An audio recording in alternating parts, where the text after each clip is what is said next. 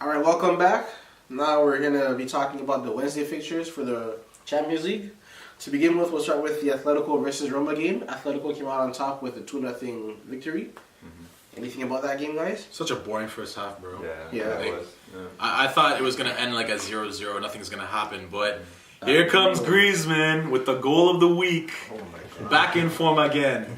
Crazy goal. Easily goal of the week for I think me. it's because of the haircut. Yeah. It was. See properly now. He's not doing the long hair anymore still. But, I felt like Roma left so much space exploited from the defense. They tried pairing Fazio with Manolas, the Greek center back. Normally, Fazio's been with Jesus, but I'm not sure about this partnership. It was a bit shaky. I feel that there was some players that should have started over the starting lineup that was selected for Roma, and that was Strootman should have started over Gonalon, who hasn't been playing regularly even on that lineup. Sharawi for Jerson, and De Rossi for Pellegrini. All those guys ended up getting subbed off anyways. And it's the guys like Strootman, Sharawi, and De Rossi, they seem more regular playing time compared to those guys. I feel like that could have been, once again, a game changer, right? Atletico have too much depth in their squad for Roma to be a little experimental to select other players. Not that those players aren't good, going alone for France, we've seen what he's been capable of doing. He's just, if you're not a regular in that lineup that understands one another better, exactly, that's a big thing. So, I really think he should have chose the players to start. That I mentioned. And you can't really go soft on, especially a big team like Atletico. They have bare depth, bro. They had Vieto, Godin, Moya on the bench. This team, even though they haven't been impressive as of late, I think they're gonna start getting some. They're gonna click. Yeah, they're gonna click. Yeah. That's the thing. But I loved it. 4-4-2 again. Griezmann and Torres up top. That's the thing about their coach, Diego Simeone. One of the best managers in Europe, fam. One of the very best. tactical. He keeps it simple. Yeah. Something doesn't work, he'll make a simple change that will work for him. That's one thing I like about it. What did you guys think about the Bruno Perez red card on Felipe Luis? It sucks that he got a red. I mean, it's understandable that he got a yellow, right? But and then he had the. He should have avoided getting the first yellow, which would have kept him in the game after that challenge. Yeah, that's what really put Roma. That's what put them down. Yeah, but for the thing about the defenders, they do a lot of mistakes of that because they tend to launch early, then way later, and they forget they already been booked, and they think they're gonna get the ball, but after the ball's gone and it's too late, and they get the player. Yeah, man. But I think it was well deserved though. It was. The yellow was deserved, but it sucks that he had to get a red. It was the second yellow. United Basel. Okay, here's a question of the day. All right, how many headers does it take for Fellaini to score? 30. 30? I'm gonna say 50. That's it. 50? Probably 80. I said. But here's the facts. If he's not converting, why isn't Matic starting? I know it's Basel. Now, this week I noticed a trend. A lot of top teams are resting big names because it's we have this much points in the group. Let's just lax. Let's underestimate a team like Basel. Look what happens when you underestimate. Coming out on top, nothing. There were so many shots coming from the area where Fellaini and Herrera were. And if Matic was there, he would have stopped most of them. He would have pressed them to make sure they weren't going to shoot like that. And luckily, Romero and Marcus Rojo played well. I was surprised. They haven't been regulars, but they came out. They came out as best as they could, and I can't even blame them for the one goal because Blind didn't mark Lang very well. So eventually they're going to score. You have opportunities coming across like that. And it also made me realize something. Formations with wing-backs are really strong against United because they tend, on the very deep flanks, they tend to leave a lot of space. And so he kept coming in. Blind had to mark a big man like Lang, or big compared to him at least, and it was not a good situation for him. It was not a good situation at all. I feel like also Martial was subbed off in Pogba too. What was up with that? They should have done that. Martial was making bare runs. He was keeping it. He was getting it to Fellaini and Lukaku. Nothing. You're gonna take off Martial and you keep Fellaini and Lukaku on. I'm not saying, okay, take Lukaku off. I know he's your biggest striker, but Fellaini too. What? I don't know why they took off. Why did Mourinho took off Pogba because He's for the me, engine. I think Pogba was like the man of the match Yeah. for Man U because he was making all the plays. The pass from Lukaku that Lukaku should have scored. It was a beautiful pass from Pogba. Like I don't know why, and the crosses for Fellaini. This is the three subs I would have picked if I was Mourinho, who underestimated Basel, right? Matic for Fellaini, Ibra for Lukaku, and Rashford for Lingard. Yeah. Then you still have Martial on the left. You have Herrera, Matic, and that should be enough already. Mm-hmm. Like I don't even have to mention every other play because they need the service up front to score. Like if you're at a deficit, put on your best attackers. Yeah. You know, Herrera and Matic can do it alone. Unfortunately for Pogba, who got subbed off, he should have stayed on. All right. So next game we have another draw, sadly, but it was an intense game. Barca versus Juve. Surprisingly, Messi didn't start. Yeah, He came on in the second half. I did not understand that. They put Paulinho left wing and Deulofeu on the right. Now, once again, big club underestimating. I don't want to say underestimating Juventus. I want to say they're resting Messi. Like they have enough points in the group, right? And the draw, ideally, fine. That still puts them ahead. But like, don't be stingy. Like I know you're gonna arrest a big man like Messi, but like, is it that absolutely necessary against a club like Juventus in Torino? I would have, if you have Deulofeu there and Messi there, put Deulofeu on the left, put Messi on the right, put Suarez in the middle, and don't even have Iniesta on there. It would just be the midfield is Rakitic, Paulinho, and Busquets.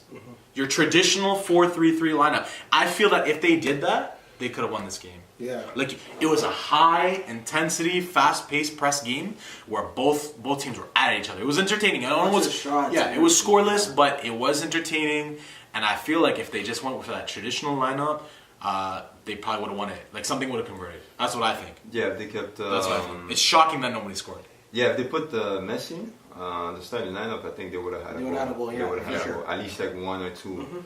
But the one thing I'll credit Valverde is that he gave Dean some playing time because since that Olympiacos game that they annihilated us, he's been looking a little bit better than Alba at times, and he looked good for that game too. But Alba did end up coming in after us because they took off Deulofeu. But Dean is an underrated player. All right, and next game we have Bayern versus Anderlecht. Bayern comes on top with a 2-1 victory. Anything to say about that one? Great goalkeeping from Ulrich. Yeah. Great. Like we saw some shots being aimed at Anderlecht Bear. Amazing. And amazing. like he did not hold back. I think Hanks underestimated the youth of Anderlecht a bit. Once again, resting some players. Not as a bad situation as Barca. But I feel I was a little shocked at Anderlecht. I feel like they played pretty well. But Bayern is gonna hold it down no matter what. Like they probably should have started James and Martinez. I mean, they ended up coming in anyway because it's just like, okay, let's not gamble this. Like, we need at least the goal lead and get the 3 points, right? So it's a good thing that they eventually put them in. But above all, good to see Lewandowski back at center forward because it was James before. Yeah. James was taking it for a while, but it's good to see him back in the line. That's a big difference right there. But for me, my favorite players to watch of the day were hands down Kimmich, Tolisso, and Thiago. Great passing, great crossing from Kimmich, fam. I love the way Kimmich from the right. The way he's such a good, the way he plays for Germany, same style. Like I love the crosses he serves. Any forward is lucky to deal with him gunning up and shooting. Tolisso with the passing. Like it reminds me of a young Muller. Yeah. When he first came to Bayern. Yeah. Playing on that right side and the crosses. Yeah. Smart player, Kimmich. Yeah, he's gonna be a big player. Still has a lot of years to grow. Yeah. But he has the potential. Yeah, he does have the potential. But ultimately, minor mistakes from Bayern that led to that one goal with Zule on marking Hani, right? He was, Boateng had to rush back because he didn't mark him right. Clear cut right from 10 yards from the net. Not even. Easy goal. But Bayern are a bit lucky to come away from that a little. Just a little. Yeah. Last but not least, our final game. Sporting versus Olympiacos. Sporting coming out with a victory, 3-1. I keep boasting about Justin Martins because he's the future of Portugal. He's amazing on that right wing. Amazing service, crossing in like for Dust and Bruno Cesar from the left. Bas Dost, he's getting crazy ratios of Sporting now. Like he's always a backup striker previously, but man, he's a target man. He's like the Altidore of Sporting. He's huge, like great at heading, but great like within the box. He's just so lethal, right? A good partnership with those three guys. But it's no surprise that it seemed like one-way traffic for a bit because it was. Olympiacos, man, like I'm being a fan of the club. They're a bit desperate. Like they need to revamp their midfield and striker position too, because they don't have a striker right now. Truthfully, they need to revamp their lineup going forward. If there is something to talk about the team, they have an excellent keeper in Proto who looked bad on the day because he's got to deal with everything in front of him, but. That is our best player right now. A lot of mistakes from the defenders. Yeah, and they're supposed to be a decent lineup, but I mean, entirely, like, I almost want to, like, just recycle that whole starting line. I feel like it, because, I mean, Olympiacos were actually impressive in this competition a few years ago.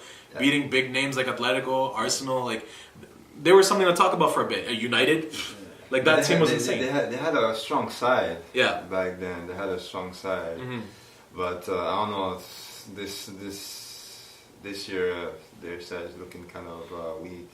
Yeah, like but watching that game, Sporting versus Olympiacos, is like I feel like Sporting had more of the possession. Yeah, and a lot of chances. Yeah. Going to their stadium, it's not an easy place to play either. But regardless, like there's less depth and talent found on the Olympiacos squad compared to Sporting. They're playing a quicker game. Like I feel like over the course of the summer window.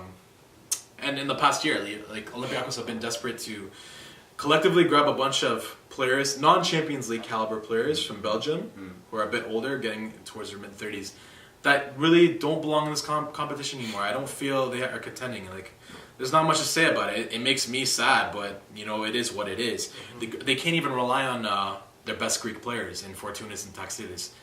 They got subbed off. They were not like for how they were in the qualifying against Croatia. Bad creative playmaking, no turnovers, inaccurate shots, not even accurate passes. Like there just needs it to be a revamp. Like I'm just not impressed. Like I expect more from a team like that. Yeah. But above all, that sums up our Wednesday fixtures. Please stay tuned for Premier League Week 13 and MLS playoffs, the conference finals of both East and West. This is Take Aim. We hope you enjoyed the video. Like and subscribe if you enjoyed it. Like and subscribe.